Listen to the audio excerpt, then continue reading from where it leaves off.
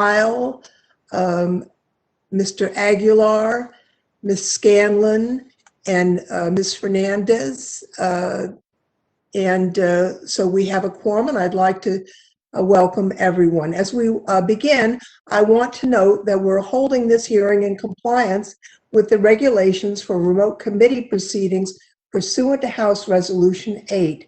We ask committee members and witnesses to keep their microphones muted when not speaking to limit background noise, and members will need to unmute themselves when seeking recognition or when recognized for their question period. Witnesses will also need to unmute themselves when recognized when answering questions. We ask members and witnesses to keep cameras on at all times as the rule provides, even if you need to step away for a moment.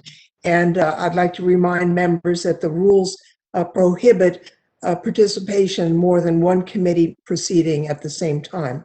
At this time, I ask unanimous consent that all members have 5 legislative days in which to revise and extend their remarks and have any written statements to be made part of the record.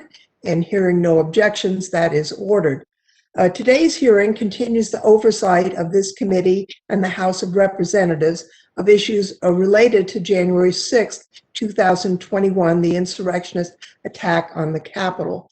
Specifically, the scope of today's hearing is the latest flash report by the Inspector General for the U.S. Capitol Police, which was provided to congressional oversight committees and the department on April 30th. We appreciate the continued work of Inspector General Michael Bolton and his team, and we're grateful to welcome him back. This new flash report focuses on 2 particular issues: threat assessment and counter surveillance. But before we get to that, I want to take a moment to clarify what I think appeared to be some confusion the last time Mr. Bolton appeared before us. I asked a question that apparently some misinterpreted as a statement, but I was merely quoting from an officer who was part of an Office of Professional Responsibility review. It was not a review of the radio transmission. It was a quote from an officer who was interviewed, and I'd like to quote this officer directly. Quote, "I was originally drafted for CDU at 1,000 hours on January 6, 2021. I then swapped my starting time with another officer whose starting time was 0800 hours. I enjoyed being part of the CDU. A few minutes after our roll call, my squad was directed to help the East Front security posture at the Capitol Division. As I was crossing the street at Traffic 6, a radio broadcast was sent out to all outside unit. Quote, 'Attention, all unit on the field. We are not looking for any pro-Trump in the crowd. We're only looking for anti-pro-Trump who wants to start a fight.' At that point, I started thinking about my initial intelligence that was disseminated. The entire crowd was a threat based on the intelligence. The pro-Trump are the threat because they're coming to stop the count. However, I convinced myself that perhaps the mission has changed. The CDU that was scheduled at 1,000 hours was initially supposed to be part of our rotation. However, they were sent to parole garages around the House Division. At that point, I was convinced that the mission has changed and the threat was not a high-level threat because of the radio call and the decisions that were made to send the other group to patrol garages. I was at the East Front with officers. A small group, perhaps prior or still in the military, approached one officer and asked him if he wants to talk, because what is happening at the lower West Front terrace will happen at the East Front as well, and nothing will stop that. I automatically realized that there was a disconnect or a miscommunication about the event that is occurring today. And that's the point. We need to make sure that the threat assessments and the planning and the preparation were adequate for the event that was to present this huge challenge to our country and specifically to the officers who protected us. As Inspector General Bolton reported, he and his team have concluded to date The department's threat assessment and counter-surveillance programs had a number of deficiencies, including operating under outdated or vague guidance, failure to adequately report stop or contact activities, lack of a dedicated counter-surveillance entity, and insufficient resources for supporting both threat assessment and counter-surveillance activities, among other shortcomings. We'll hear more about these issues and the Inspector General's recommendations for addressing these problems today. I continue to believe that Congress must establish a commission focused specifically on the January 6th insurrection. Such a review is necessary, even though I agree with Republicans like Senator Mitch McConnell, former Speaker John Boehner, and Representative Cheney that former President Donald Trump bears ultimate responsibility for inciting the dangerous and deadly insurrection. In the meantime, that will not deter the committee from continuing its work. To date, that work has included, among other things, coordinating with the Security Task Force led by Lieutenant General Russell Honore and his distinguished team of experts, reviewing the task force's recommendations for improving security for Congress, and working with various inspector generals who are reviewing issues within their jurisdictions.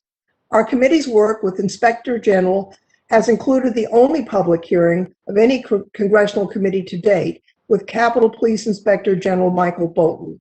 On Wednesday, we will be pleased to hear directly from the Inspector General for the architect of the Capitol about his first flash report on issues related to that agency. Furthermore, I plan to call a hearing to review overarching issues about the department's mission, organization, and oversight, including its relationship to the Capitol Police Board, and I intend to invite current members of the Capitol Police Board to testify at that hearing.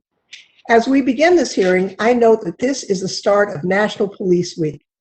In years past, this annual commemoration of law enforcement from agencies and jurisdictions has included a large gathering on the west front of the Capitol to remember officers who've fallen in the line of duty and to thank all men and women who serve our nation and our communities in law enforcement.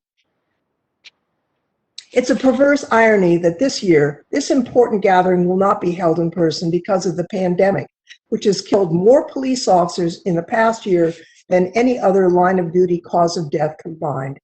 Instead, the largest multi-jurisdictional gathering of law enforcement at the Capitol so far this year may well be that which occurred on January 6th, when officers from multiple departments responded to the insurrectionist attack. It was not just the Capitol Police who were under attack that day, it was also the men and women who answered their call for aid from the Washington, D.C. Metropolitan Police Department, the Alexandria, Virginia Police Department, the Virginia State Police, the FBI, the Bureau of Alcohol, Tobacco, Firearms, and Explosives, the Secret Service, the U.S. Marshals, and the U.S. Park Police. These officers, as well as citizen soldiers of the National Guard, all answered the call to protect the Capitol. At our last hearing, I recounted some of the horrific injuries suffered that day by the responding officers. I noted that one officer was dragged into the crowd on the Capitol steps, viciously beaten, had his own taser taken from him, and used repeatedly against him to the point that he had a heart attack. Last week, that officer, Officer Michael Fanone, who serves in the Washington, D.C. Metropolitan Police Department, sent a powerful open letter about his experiences addressed to all elected members of the United States government. That includes us. He details what happened to him that day, including how he was, quote, pulled into the crowd away from my fellow officers, beaten with fists, metal objects, stripped of my issued badge, radio, and ammunition magazine, and electrocuted numerous times with a taser. In his letter, Officer Fanone writes, quote, I struggled daily with the emotional anxiety of having survived such a traumatic event, but I also struggled with the anxiety of hearing those who continued to downplay the events of that day and those who would ignore them altogether with their lack of acknowledgement. His letter is a stark reminder of the plain facts of the events of that day. His attackers were not foreign terrorists, they were his fellow Americans, incited to insurrection and violence. by the then President of the United States. I ask unanimous consent that Officer Fanone's May 5th, 2021 letter be entered into the record, and without objection, that is ordered. I want to say to all the officers of the Capitol Police and every jurisdiction who responded on January 6th, and to those who stand watch today, we remember and we honor your service. I'd also like to repeat something else I said at our last hearing. To all officers, Ledge Branch staff and members, counseling and other assistance is available to you, and you're encouraged to use those resources at any time. And now I'd like to recognize our ranking member, Mr. Davis from Illinois, for his opening statement. Mr. Davis. Thank you, Chairperson Lofgren, and thank you to our witness, Mr. Bolton, for being here again. I appreciate the opportunity to discuss your latest flash report, which is focused on counter surveillance and threat assessment capabilities within the United States Capitol Police and highlighted the need for improvements. As I noted at the last hearing you testified at, I really appreciate your recommendations and I agree with many of them. Specifically, I agree with the need to increase the bandwidth in the department to adequately handle the threat cases toward members of Congress that continues to increase year after year. I continue to be extremely concerned about the USCP's limited intelligence gathering and analysis capabilities.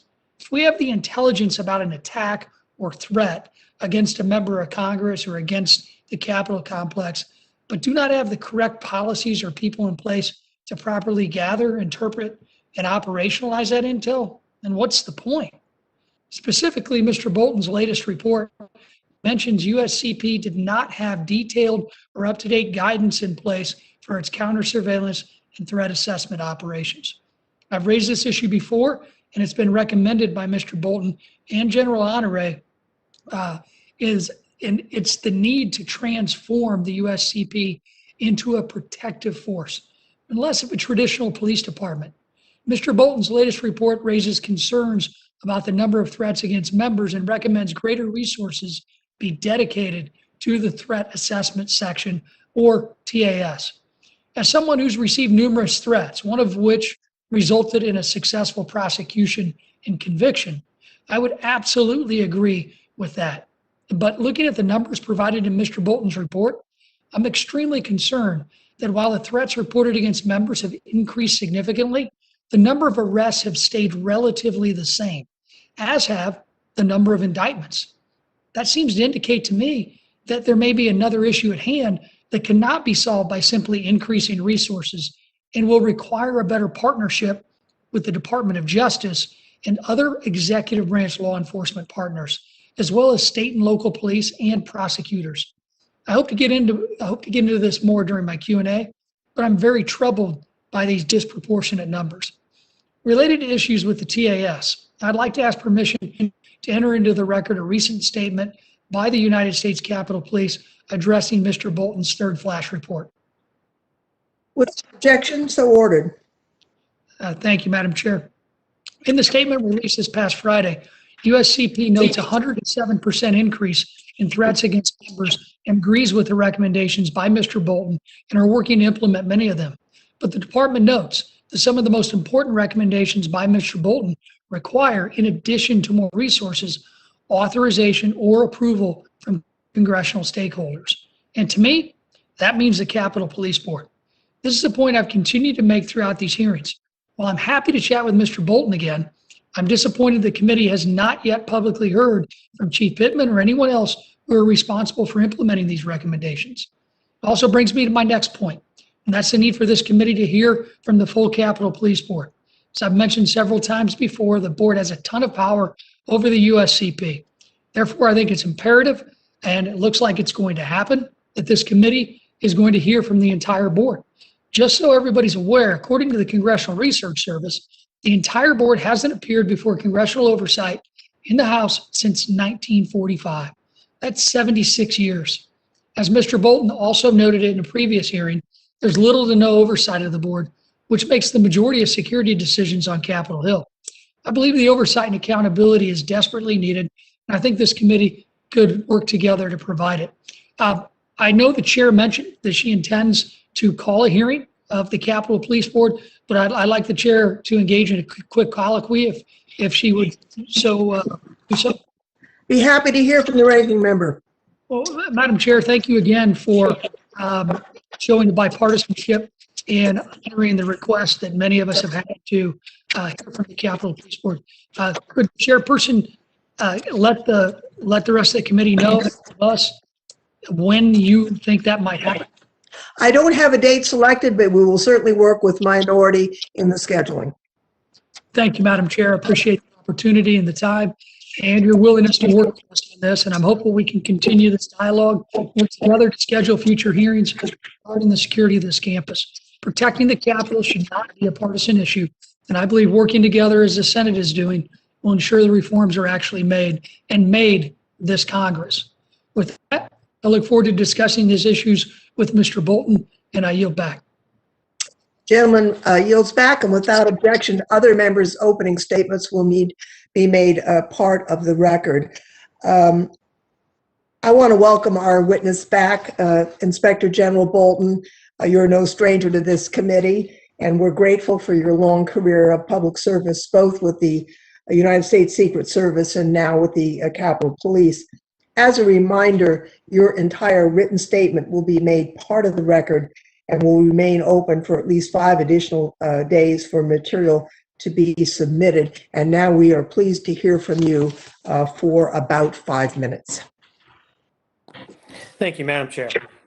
Good afternoon, and thank you for this opportunity to appear before you, the Committee of House Administration, to discuss our third flash report reviewing counter-surveillance and threat assessment. I'd like to extend my appreciation to the committee for holding these additional hearings and for the continued support of my office's review. I feel that it is at the utmost importance to continue exploring and reviewing the causes and failures that led to the horrific events when the Capitol was violently attacked. My goal is to provide each of you with a better understanding of how these events occurred in relation to the preparation and response of the department. Other factors were involved. Other entities are reviewing those aspects outside of the Capitol Police, and I will discuss the non-law enforcement sensitive findings detailed in my third flash report. I will be happy to answer any law enforcement sensitive questions in a closed door setting. Once again, I would like to stress we did not design or intend our reports to cast blame on any one individual or group. The Office of Inspector General intends these reports to be an independent, objective review of the department's programs and operation to better protect the Capitol complex, members, staff, visitors, as well as the rank and file officers who have shown their commitment and bravery each and every day. As our work continues, my office sees continuing areas in our findings that Capitol Police needs addressing. Those areas are intelligence, training, operational planning, and cultural change. Our third flash report reflects the continuing need for the department to focus on those 4 areas of intelligence, training, planning, and cultural change. Based on our ongoing work, this flash report is designed to communicate any deficiencies with the department's counter-surveillance and threat assessment operations. Deficiencies included outdated or vague guidance, failure to adequately report stop or contact activities, a lack of dedicated counter-surveillance entity, insufficient resources for supporting counter-surveillance operations, and inadequate resources for supporting its threat assessment section.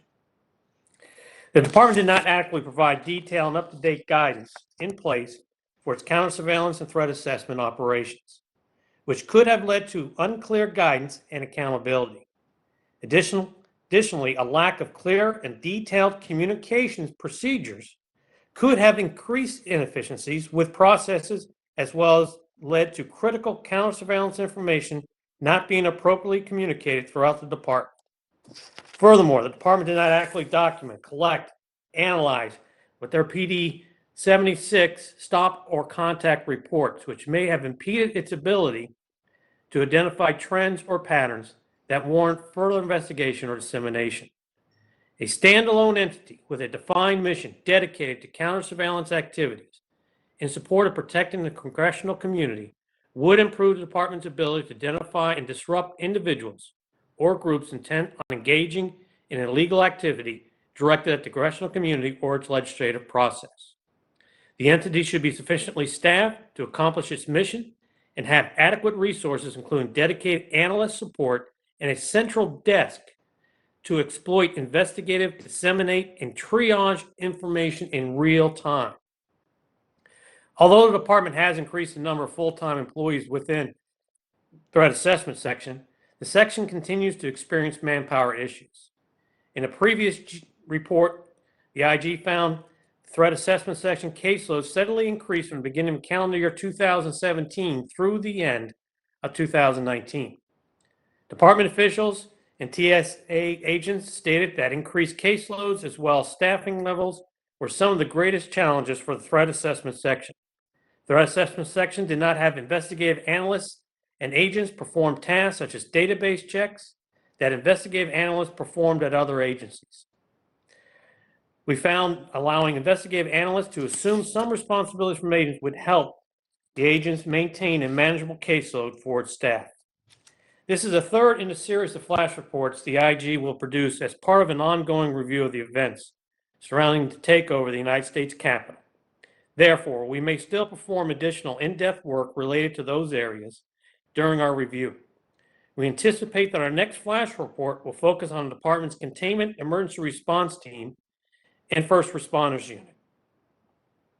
In conclusion, the department is comprised of extraordinary men and women who are dedicated to protecting our democracy, putting their lives in harm's way in order for Congress to exercise their constitutional duties in a safe and open manner. It is our duty to honor those officers who have given their lives, but also ensuring the safety of all those working and visiting the Capitol complex by making hard changes within the department.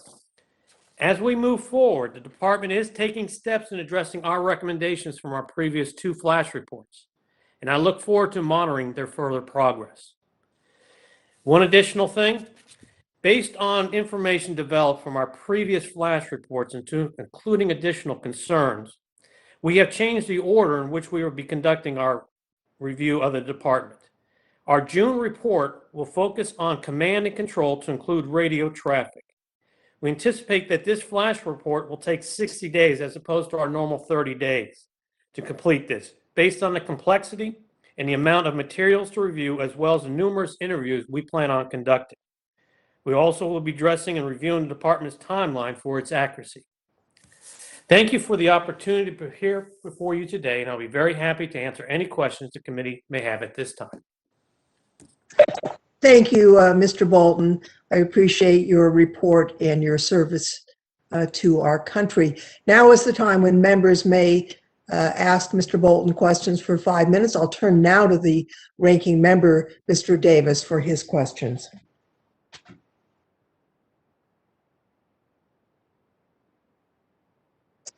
Sorry, Madam Chair.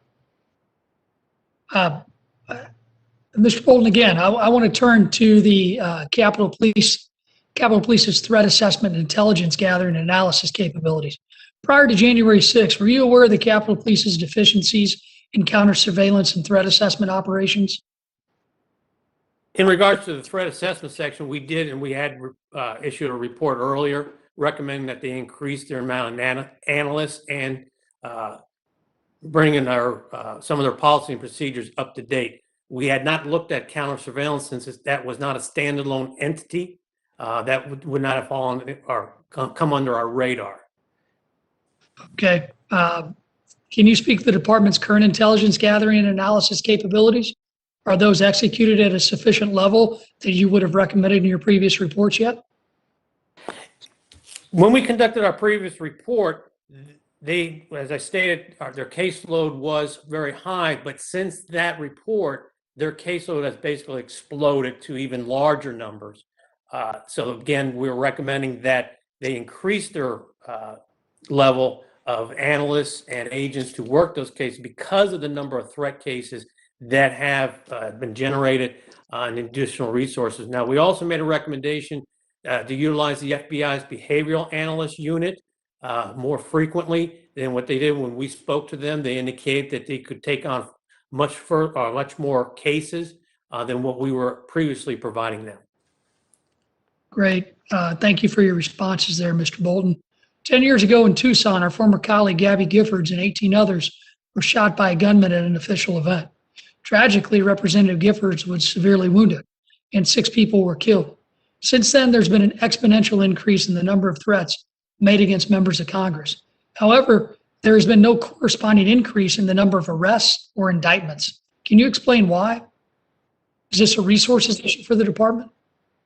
It may not be so much a resource issue for the department. It may be more of a resource issue for Department of Justice. Now, we haven't looked at the reasonings for either the declination rate or the reasons for why the U.S. attorneys aren't taking the cases. So we haven't done any work in that field, so I wouldn't be able to give you a definitive answer, but there could be many factors as to why those cases, the subsequent rise in the threat cases isn't coinciding with the conviction rate. Well, speaking of some of those issues you just mentioned, I know that the department relies on federal and state partners to protect members outside of D.C. How, in your recommendation, have you made any recommendations about how the department can better coordinate with partner agencies to provide better security?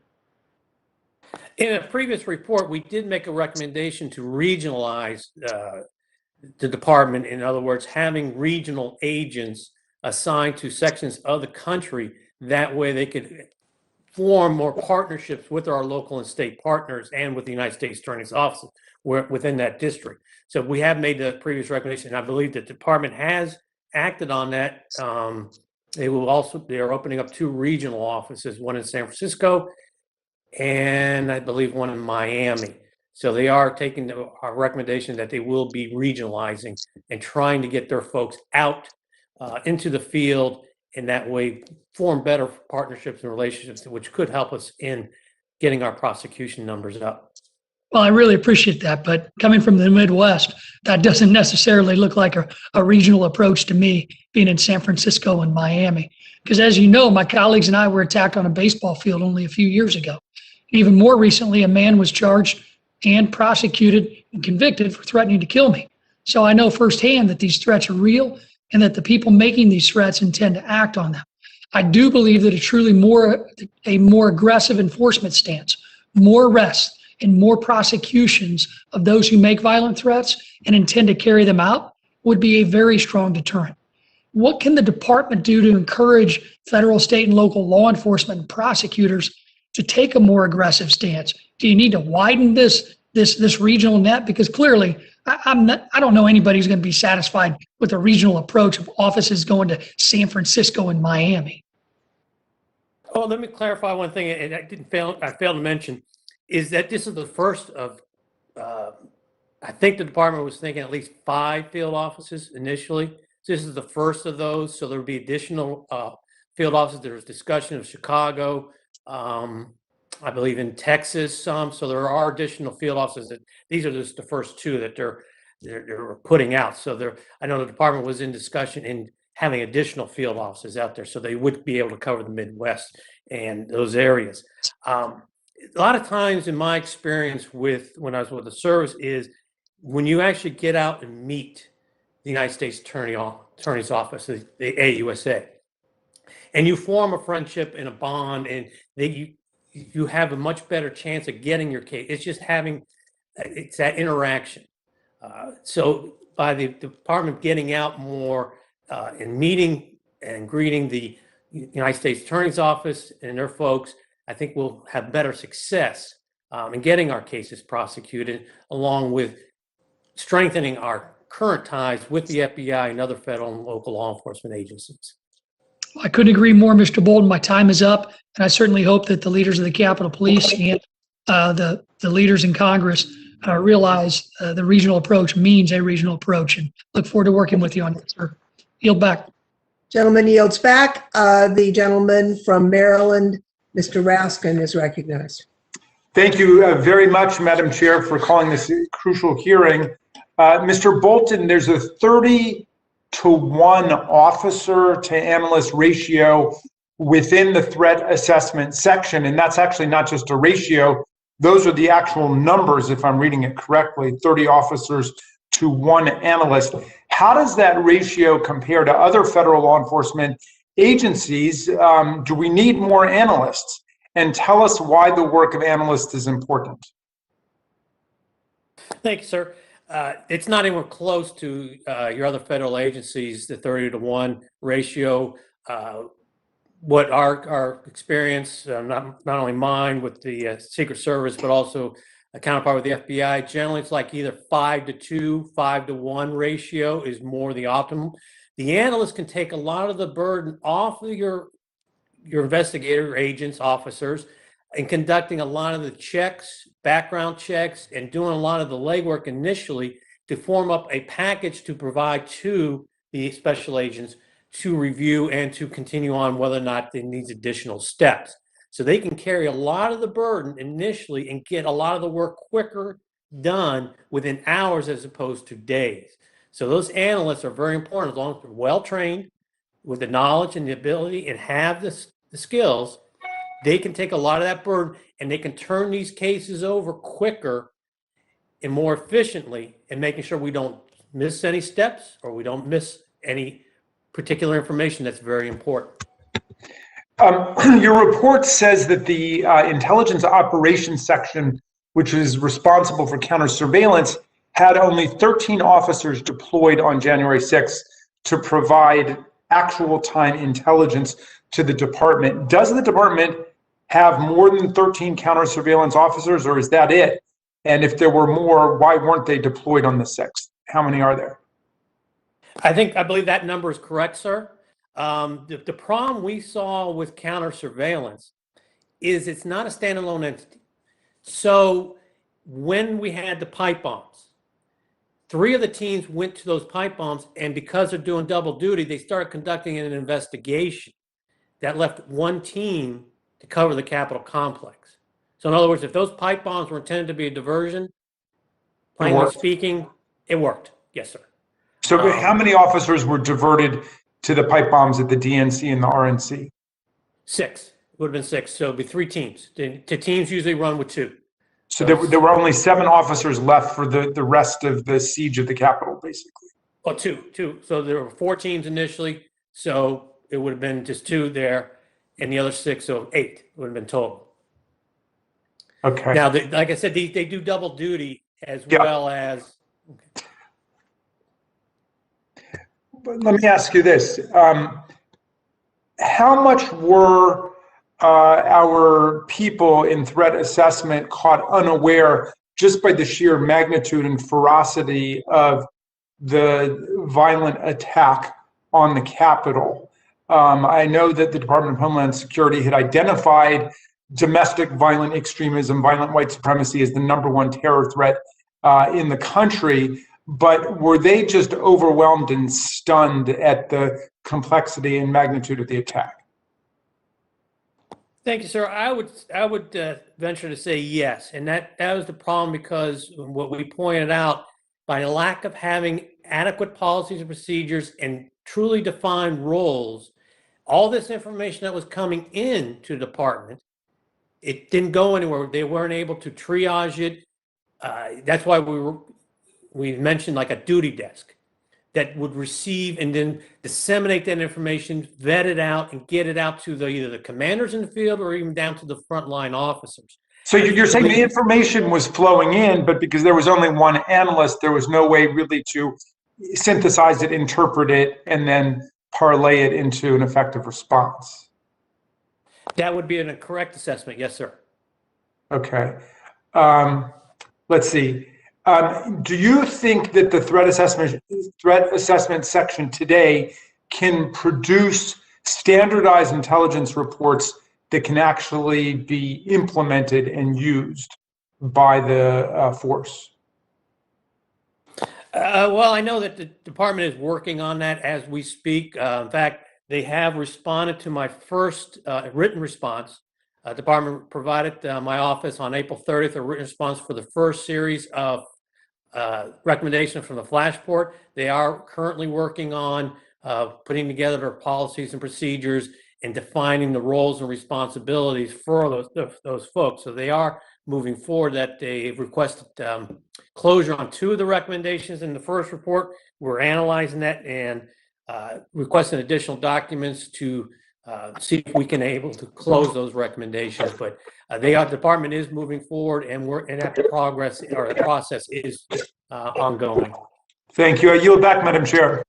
Thank you. The gentleman's time has expired. Mr. Stile is now recognized. Thank you, Madam Chair, and Inspector General Bolton. Thank you for being with us once again. Both your flash reports and the honorary report recommended that Capitol Police shift from being a police force to a protective force. Can you provide an example of protective forces that you have in mind? It would be something similar along the lines of, let's say, the Secret Service, where they have the uniform division. They have the ability to reach out and for training, intelligence, where it's a full-fledged counter surveillance. All the other elements are within that. And so then, building on that, do you think that type of change is possible with the Capitol Police? And how should the Capitol Police begin to make this shift? I certainly believe the Capitol Police is more than capable of making that shift. Part of that would be having the infrastructure. Now, I spoke with this on previous hearings. Even if we hire 1,000 officers, we were magically able to produce them.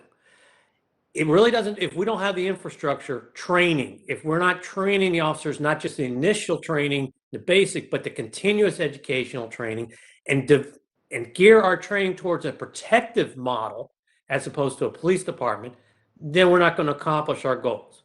We need to be thinking long-term and how to best provide the infrastructure for these officers to be properly trained and continuously trained, and not only that, but develop new or having the ability to see new and developing threats and tactics that they would need to employ. And so then to build on the training aspect, it's my understanding that only about 12 out of 28 Capitol Police instructors are certified. Is that correct? That is correct, sir, as far as I know. And then do you believe that the best training structure would be to centralize this training? Or how else do you believe that this would work? The only way, I believe, and this is speaking from being at the Office of Training with the Secret Service, as well as my Assistant Inspector General for Investigations, who did a stunt in Raleigh Training Center. If it's not centralized, it's doomed to fail. It has to be centralized at the Office of Training Service Bureau, has to be there conducting all training from the highest level down to the lowest. And how do you think that this type of a shift would be received by the men and women that are in service currently at the Capitol Police? From the other previous hearings that I've attended and have heard, certainly the union has been a voice of wanting more training. So I would imagine that the rank and file would welcome this. And to build on this, if we move forward with that recommendation, the Capitol Police begins to make this shift, what measurements of success should we be tracking and looking at? That's kind of a hard, difficult. The measure of success is going to be how our officers respond to incidents. That would be how we would measure. And so to build on this conversation, then with the Capitol Police, if we were to begin this change today, which changes do you think would require board approval, or which could just begin to be implemented under the current structure? I think it's going to be more of a question of funds, having the available funds to start making that change. I don't believe that they would need Capitol Police Board approval to ramp up and start conducting with the training out in Cheltenham, doing what would be needed to enhance our training and to make it centralized. It would certainly just be more a question of funds. So as you look at police reform generally, not just inside the Capitol Police, but do you believe that's generally it's a funding issue, or are there other aspects such as cultural shifts or board adjustments as well that would be needed? Well, I can only speak on as far as with the Capitol Police, their programs and operations. It's going to be a fundamental shift in cultural change, as I spoke before, and additional funds. And it's going to, when I speak of cultural change, is where you are changing the way we conduct our own training and the thought process there. Okay. one of the recent flash reports included information regarding the Capitol Police's lack of consistency in reviewing its standard operating procedures and internal policies. And we talked about this last time. Is the Inspector General, have you been experiencing additional difficulties in obtaining information regarding internal policies? We have not had any difficulty in obtaining the policies or any materials or documents that we've requested from the department. They've been very helpful and timely in producing any documents we've requested. Okay, so then how receptive do you believe the Capitol Police have been to your past recommendations? For the most part, I would say they've been very receptive to our recommendations. Okay, I appreciate your time today. I'm sensitive of the clock here, and with that, Madam Chair, I'll yield back. Gentleman yields back. Mr. Aguilar is now recognized. Thank you, Madam Chair. And Inspector General Bolton, thanks for being here. If I could just pull at the thread that Mr. Stile started or ended his questions with, because during the 2019 Capitol Police Oversight hearing before this committee, you testified that one of the top management challenges facing the department was a lack of strong integrated internal control systems. In other words, a lack of clear, updated, and standardized policies and procedures. You said at the time that over the years, the department had tended to resolve individual issues rather than strengthening the underlying systemically weak controls causing the issues. One of your primary findings in this report is that the department still has vague, outdated policies.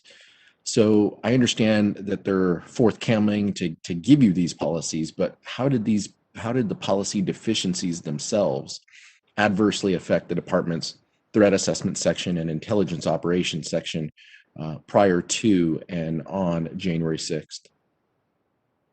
Thank you, sir. The problem when you have either outdated policies or vague policies, it doesn't provide the direction that the officers or where their assignment is and what's expected of them, how you're going to hold them accountable. In other words, if you're not telling them that they need to produce, as an example, a weekly report and provide it to their commanding officer. If it doesn't specify what's supposed to be in the report, if you're just sending an email, a one-line email, well, that's going to satisfy that particular policy. But is it useful? Is it going to be something that they can actually act upon? The information. So you really need to be specify what information either the task force agents or the threat assessment section, and what report and what should be in that report. And if you're not specifying that, then what's the point of you if you're just sending a one sentence? Say, yeah, I worked 8 hours every day last week. There's no value in that kind of report. Who within the department is responsible to update those? It's really incumbent upon whoever is overall in charge of, let's say, for protective services people.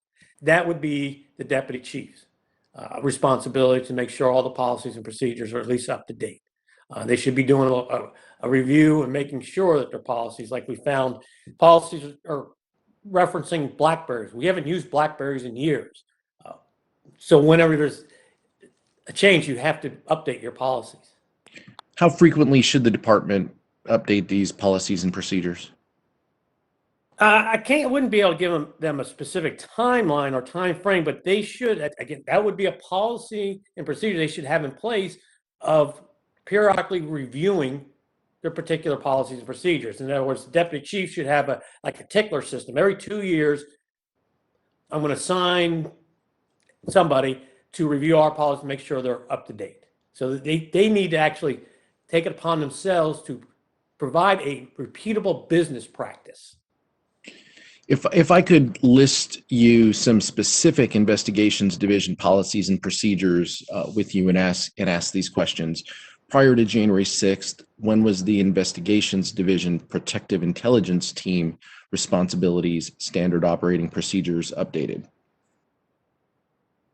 You're talking about DPD policy and procedures, dignitary protective, or some? Yes. I had to stop and think. I know we did recently a report, a review of dignitary protective division. I believe that was about maybe a year ago, 2 years ago. Yeah, to update their policy. We show a March. We show a March of 2009 date is potentially that last update. What about the protective intelligence team assignments as well? We did recently one for like the task force. We did and have them update their policies and procedures for the task force agents, which that was pretty recent, I believe, probably a little over a year ago. What about something like the suspicious activity trend analysis? No, we have not done any work in that field. Okay. So there's still plenty of work to do, I guess, is my main point when it comes to updating these policies, and procedures. One last question. You've talked a little bit about funding in answer to a prior question. The House Committee on Appropriations is considering a security supplemental. Looking at the issues that you raised in these flash reports, what would be your top line recommendations to the committee for funding priorities? Well, that's a dangerous question, sir. I would say the number one priority would be training. Again, like I spoke, if you don't have the infrastructure, you're not going to get the results you want. So training would be the number one priority. Thank you, Mr. Bolton. Yield back, Madam Chair. Gentleman yields back. The gentleman from North Carolina, Mr. Butterfield, is now recognized. Thank you very much, Madam Chair, for accommodating my schedule. It's been a very hectic day, but thank you, and thank you to your staff for working through my technical problems. Mr. Bolton, thank you again for your testimony today. You've been very cooperative with the committee, and we thank you very much. Mr. Bolton, prior to January 6th, this committee expressed in your office great concern about the growing number of threats to members of Congress. As a result, in September of 2020, at the request of the committee, you issued a report entitled Assessment of the U.S. Capitol Police Threat Assessment Section. I think you may recognize that. My question is, did the September 2020 report reveal specific deficiencies with threat assessments? Most notably, what we discovered was the manpower issue with the analysts. That was basically what came out of that report, was that because of the rise in threats, that they didn't have enough manpower, which they started addressing back then, but due to the fact that threats have exponentially increased even beyond what it was back in September 2020, again, we're recommending additional analysts to be able to handle that kind of caseload. But aside from analysts, did you make any other recommendations? Yes, sir. We did make several other recommendations. Let me pull previous ones. We recommended that they ensure documentation for their training and staff, which they have done. They have started putting in, because we did recognize or see that some of their training records were either incomplete or missing. We did recommend also that back then was the regional approach for managing threats against, which they have now gotten, like I said, to 2 field offices looking. So that was one of the recommendations. Are you satisfied with the progress they're making on these recommendations? As a date, those, yes, sir, I am. Well, as I say, we are evaluating the response by the department to our first flash report. So we are evaluating that, but I am encouraged by their movement into getting these recommendations completed.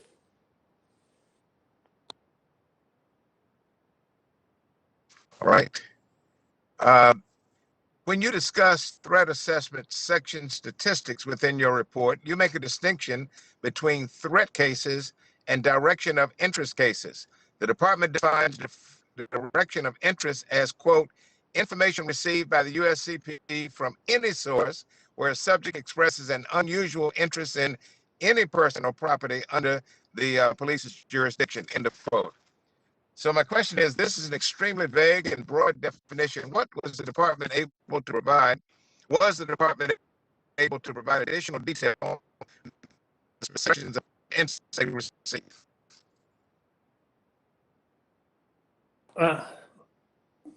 Well, sir, last part of your question was it was broken up, but I think what you're asking for is how they classify like a direction of interest or a actual threat case. Well, that goes into their process. An individual, it could be just showing an unusual or an interest in a particular member of Congress that doesn't quite rise to an actual threat. In other words, the individual is not actually expressing a viable threat against a member of Congress or to the Capitol complex, but they're showing an unusual interest. Now, that individual, would be monitored or could be certainly put into the system to keep an eye on or what have you. And they do keep those definitions, and that's nothing new. Certainly, a lot of the other protective agencies, they use similar language to that. That way, they keep it broad. That way, they have an understanding that an individual can move from a direction of interest to an actual threat case. So, All right. Well, thank you, Madam Chair. I yield back. Very much. The gentlelady from Pennsylvania is recognized. Thank you, Madam Chair. Well, as detailed in this and our previous flash reports, USCP appears to lack the proper procedures and intelligence protocols to proactively and effectively deal with threats to the Capitol. And those deficiencies were on full display January 6th. When it appears that USCP's counter-surveillance measures failed to identify and properly warn of the variety of threats within and around the complex. You've made a number of recommendations with regard to counter-surveillance, but many of them seem very focused on in-person, kind of old-fashioned investigative legwork, referencing agents who are working in person, on foot, on bicycle, or in vehicles. But the origins of January 6th were digital or virtual. They began really with a Twitter invitation from the former president for his supporters to come, quote, for a big protest in DC, January 6th, be there, will be wild, end quote. And so many of us saw, the activity, the organization that resulted from that invitation. So do any of your recommendations address what the USCP should do to address whether individuals, domestic terrorists, extremists who organize online? Well, not in this particular report. In our previous reports, when we were talking about intelligence, where we're basically telling them they need to become a bureau level that would be able to get down more into the weeds, so to speak, for that digital thing. Now, this report dealt with the counter surveillance, which basically is your folks on the ground. They give you real-time information. Okay, so with respect to those counter surveillance officers, your report noted that they didn't have a formalized process to pass on information they collected, nor a formalized policy on how that information makes its way to decision makers. How did that deficiency hamper the department's efforts to obtain real-time intelligence on January 6th? Well, that goes to the very thing that if they're out, if the officers and agents are out there on the ground, providing this real-time intelligence, real-time information, and it's getting back to the folks in threat assessment, but if it goes no further, if it's not analyzed or acted upon, then it's worthless information. It's like, why do you even have that information if it's not acted upon? That's going to inhibit real time. It's think of it as the game is going on and you're getting that real time information and down to the team to be able to move pieces around. That's where it's going to be critical that you have that real time information. Did the Intelligence Operations Section have a plan of action for deployment of their officers on January 6th? And if so, was it provided to your office? No, ma'am. They really, the only plan of action that we've ever come across was that initial, in our first flash report, the CDU operational plan, which they did mention that there would be counter surveillance units, but there was no actual plan for the counter surveillance units and what they were going to do. One of the key findings in your flash report is that department officers failed to adequately report stop or contact activities. using the stop or contact report, which I guess that's a PD 76 report in the department. Under what circumstances should a stop or contact report be produced?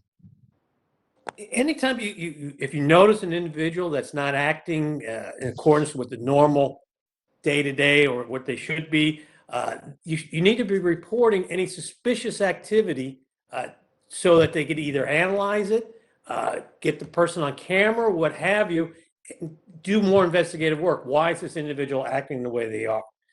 Those reports are vital and important to get it to the command staff, get it to the folks here to analyze it, investigate it, so that information is either passed down as a lookout, watch out for this individual, so the others, for your foot soldiers, your basic rank and file officers are standing post, they get that information to be on a lookout for this particular individual or group that may pose a danger, and that then you can act accordingly, whether realignment of your forces or what have you.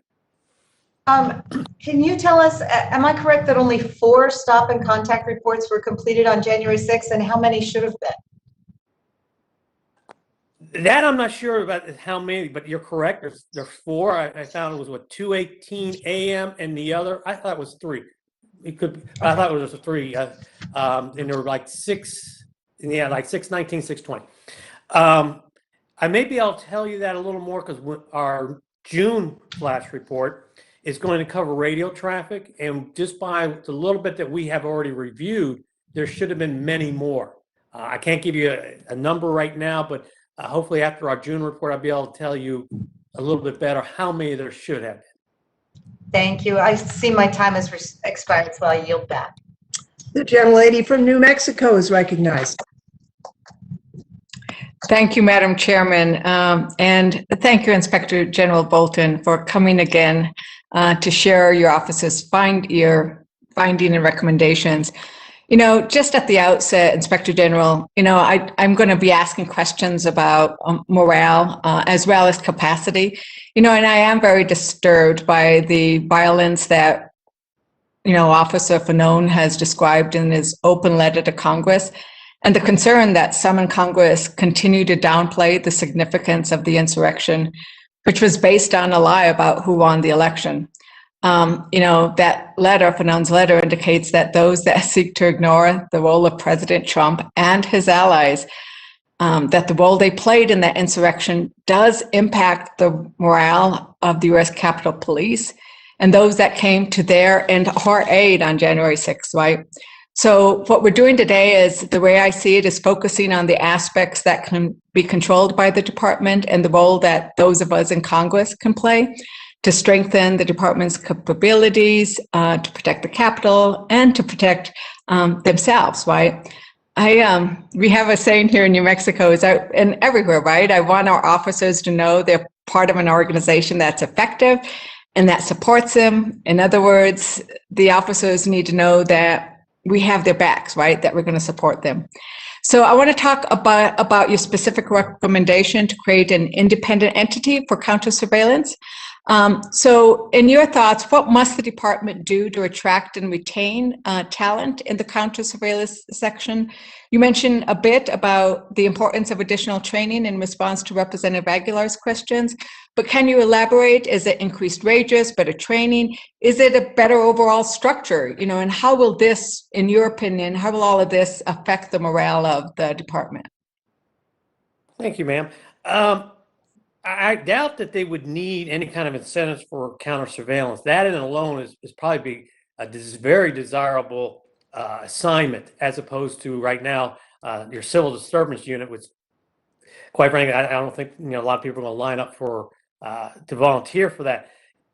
That in alone, if you make that a separate entity, you're going to have folks, I believe, volunteering left and right. Your problem is going to be getting them out of the counter surveillance, because they'll want to stay there probably for a very long time. That would, just by making it a standalone entity, is going to provide the officers a sense of understanding what their duties are.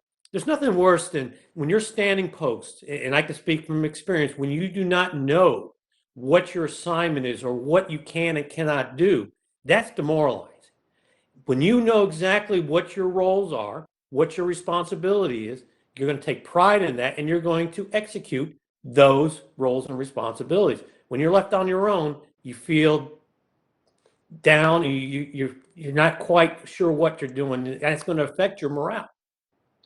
So this answers a bit my second question. I wanted to follow up to determine whether you thought it'd be best to hire within the department and train for that, or whether we'd be looking for external candidates. And do you have some thoughts on that? Your answer to that indicated that there would be a lot of hiring from within.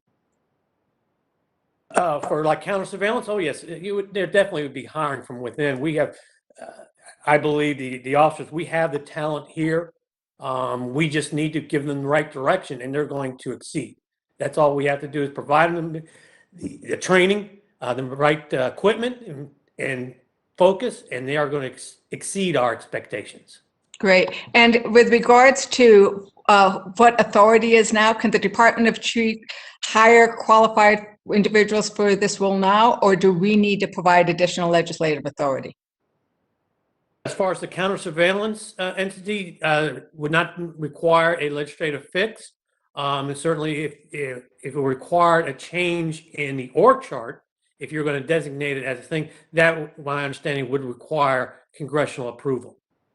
Okay, and so we'll look at that. And then going to the idea of the importance of more investigative analysts within the threat assessment section. So what are some of the best practices that you think the department should follow with regards to augmenting the threat assessment section with the investigative analysts? Well, certainly trying to get down to 5 to 2 would be a huge undertaking. I think if they look to other agencies and how they go about hiring the necessary skills and abilities for those analysts and keeping them trained. So again, it goes back to training. If we're not continuously training for new, different, developing threats, then we're missing out. So there's always something that is new and emerging that they have to stay on top of. So it really goes back to training, but there's plenty of folks out there we can pluck off the street to get us started into that thing, because they're civilian staff, so it's a lot easier to hire civilian than it is for law enforcement and having to send them down to FLETC, Federal Law Enforcement Training Center, or Cheltenham. Thank you, Mr. Bolton. My time has expired, and it sounds like training and flexibility are key. I yield back. Made more acute. I mean, no one doubts the officers went on the line to protect us, and they went without adequate equipment or instructions. And from the testimony we got from one OPR responded, anyhow, it was confusing what they were looking for. And according to what this officer at least recalled, according to his sworn testimony, sometimes you only can assimilate what you see when you have an open mind. And if it was believed that really what was facing us was a fight between pro and anti-Trump demonstrators, then other information coming in maybe didn't get the kind of serious attention that it needed. I was looking at the timeline that the department provided you, the timeline of events preceding January 6th and on that day, which you included in the report. Now, according to the department's timeline at 10:59 a.m., and this is a quote, approximately 200 Proud Boys gather near Garfield Circle and move toward Senate Egg, end quote. Now, in addition to being a far-right extremist organization that the Southern Poverty Law Center describes as a hate group, the Proud Boys are the group that former President Trump told to, quote, stand back and stand by, end quote, during a nationally televised presidential debate. Now, did the department assign counter-surveillance teams to monitor the 200 Proud Boys near Garfield Circle that were moving towards the Senate Egg? Because there's no other references to the Proud Boys in the department's timeline. And according to the department's timeline, less than a half an hour later, at 11:24 a.m., quote, USCP personnel monitors 3 to 4 counter demonstrators setting up props on 3rd Street and Pennsylvania Southeast. Now, why did the department decide to monitor the 3 to 4 counter demonstrators, but apparently, according to this timeline, not to monitor the Proud Boys? There's no other reference to the Proud Boys in the department's timeline. What happened to these 200 Proud Boys over the course of the day on January 6th? And who is responsible for deploying department personnel to monitor the 3 or 4 counter demonstrators, but apparently not the 200 Proud Boys? Thank you, ma'am. That is part of the reason why the very questions that you just raised, why we moved our command and control and radio traffic to June, as opposed we were planning on doing that later in the summer. As we were doing our previous things, and we were also looking at the timeline, we're calling into question the accuracy first of the timeline. We had a lot of questions ourselves. Hence why we have moved our command and control review to June. We anticipate, like I previously stated, 60 days to complete that. I'm hoping that we will be able to provide you exact answers after that report. But we have the same kind of concerns, hence why we moved command and control up. Okay. As Mr. Aguilar mentioned, we had a hearing on the with the Capitol Police some time ago, and in 2018, I asked then Chief Verderosa a question that never really got answered, which was a concern about a scenario where a diversion is used to drain law enforcement from their primary mission. And I asked about the protocols that were in place to address that scenario.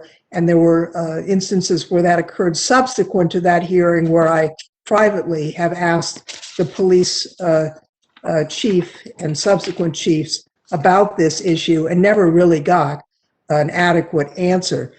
Can you tell me how, if at all, we all know that there was pipe bombs planted at both the Republican and Democratic headquarters, and troops were diverted, officers were diverted to deal with that, leaving the Capitol less protected.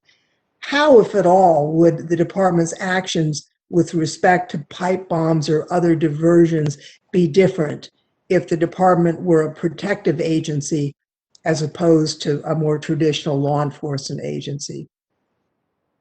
Thank you, ma'am. I think it goes to a mindset where invariably when there's an incident, police officers swarm. When you're in a protective mode, you have an area of responsibility. You have defined areas where you can and cannot go and respond.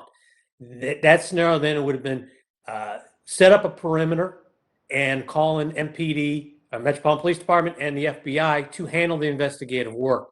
We go back to a protective mode. So the only thing we'd be doing is cordoning off, keeping civilians away from the area, but not diverting our forces to that area. We call on Metropolitan. Once they arrive in the FBI, they secure the scene, we go back to our duties, our other duties. So we don't conduct that investigative work there. Allow them to do it. I thank you for the answer. And I think that we've learned a lot today from hearing from you, Inspector General, and we're looking forward to the next report, which I think will be very enlightening.